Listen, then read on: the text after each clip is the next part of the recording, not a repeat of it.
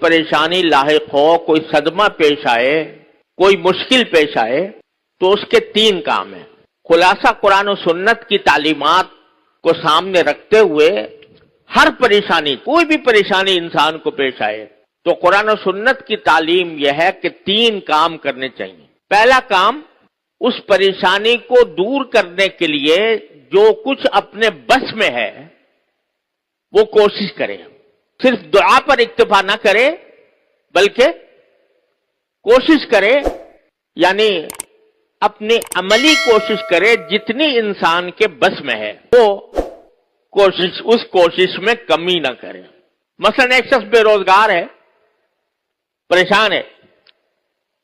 تو اس کا پہلا کام یہ ہے کہ وہ اپنی کوشش کرے روزگار تلاش کرنے کی۔ صرف اگر دعا ہی کرتا رہے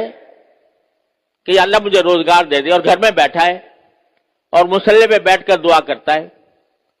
اور کبھی کوشش نہیں کرتا کہ مجھے روزگار کہاں سے ملے گا، کوئی ملازمت، کوئی مزدوری، کوئی پیشہ اختیار کرنے کی فکر ہی نہیں ہے،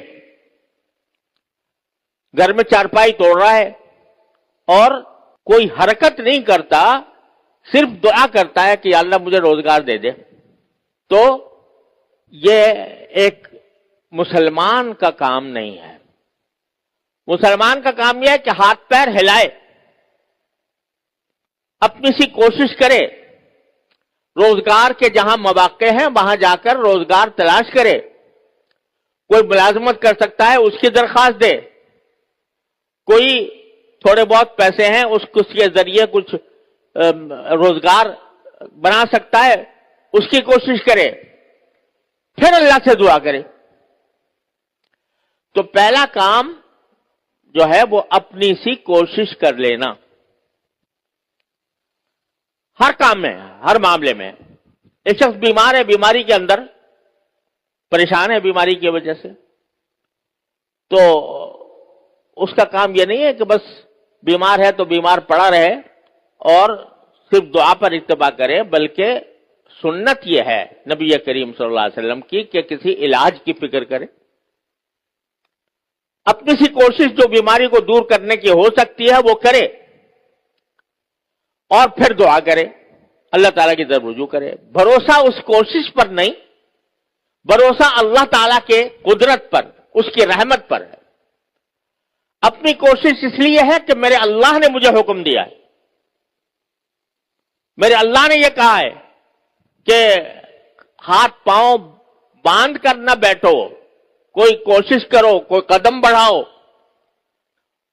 اور اس قدم بڑھا کر پھر اللہ پر بھروسہ کرو، پھر اللہ سے دعا کرو۔ اجملوا فی الطلب وتوکلوا علیہ، اپنی سی جتنی کوشش تمہارے بس میں ہے وہ کر گزرو، اور اس کے بعد اللہ تبارک و تعالیٰ پر بھروسہ کرو، اس سے مانگو کہ یا اللہ میرے بس میں تو اتنا کام تھا کہ میں یہ ہاتھ پاؤں چلا لیتا، لیکن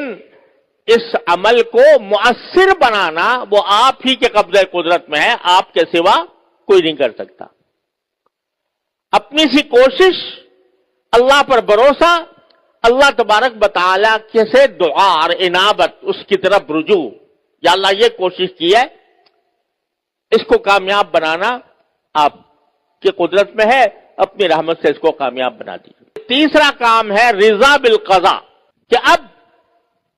میں نے اپنا کام کر لیا، اب اللہ تبارک و تعالیٰ ہی کے قبضے میں ہے، اسی کی قدرت میں ہے، اسی کی حکمت میں ہے کہ جو فیصلہ وہ کرنا چاہے گا کر لے گا، ہمیں اس پر کوئی اعتراض نہیں۔ اگر یہ تین کام انسان کر لے، ہر مصیبت کے موقع پر، ہر تکلیف کے موقع پر، ہر پریشانی کے موقع پر، تو کیا ہے کہ اس پریشانی کا سد باب ہو جائے گا۔ اپنی سی کوشش، اللہ تعالیٰ سے رجوع اور دعا بھی اہتمام کے ساتھ، اور پھر کہتے یا اللہ میرے بس میں اتنا ہی تھا، میں نے کر لیا، اب اس کو انجام تک پہنچانا وہ آپ کا کام ہے، آپ جو فیصلہ کریں گے اسی پر میں راضی ہوں۔ اگر میں بے روزگار ہوں اور روزگار کے لیے میں نے کہیں پر کوشش کی ہے, کوئی ملازمت کی درخواست دی ہے, ایک دو جگہ میں نے چلا پھرا ہوں, اور اس کے بعد اللہ تعالیٰ سے دعا کر لی کہ اللہ مجھے روزگار عطا فرما دیجئے. اب آدمی کو یہ مطمئن ہونا چاہیے کہ میں نے جو اپنے کرنے کا کام تھا وہ کر لیا, اب اللہ تعالیٰ جو فیصلہ کریں گے وہی بہتر ہوگا. روزگار مل جائے گا اللہ کا شکر ہے, نہیں ملے گا, جب تک نہیں ملے گا صبر کروں گا, اللہ سے کوئی شکوہ نہیں کروں گا, اللہ سے کوئی شکایت نہیں کروں گا, گلہ نہیں کروں گا. تو یہ تین کام ہیں جو ہر پریشانی کے وقت